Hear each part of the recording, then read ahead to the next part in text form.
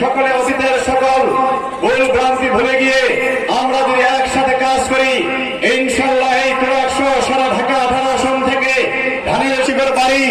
এই তুরাগেই আমরা সেজন্য আরো বেশি আশা করতে পারি। তুরাগ থেকে সর্বোচ্চ সংখ্যক ভোট নিয়ে বিএনপি আগামী দিনে সরকারে যাবে।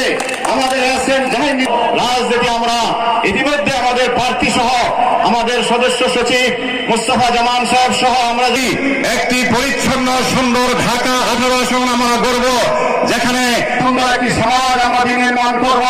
সেই লক্ষ্য নিয়ে আপনারা কাজ করবেন এবং আমরা নির্বাচনের পরে আমরা আমাদের প্রার্থীর ঢাকা 18 আসনের যে প্রার্থীর বাড়ির সামনে আমরা একটা আমাদের ঢাকা মহানগর বিএনপির উত্তরের যুগ্ম হবে আমাদের নেতা জনাব তারেক রহমান, যার হারার জন্য বিমানী দায়িত্ব দিয়েছেন ঢাকা মহানগর বিএনপির নেতৃবৃন্দ, অঙ্গ সংগঠন সকল নেতৃবৃন্দ, সম্মানিত ভাইয়েরা আমার,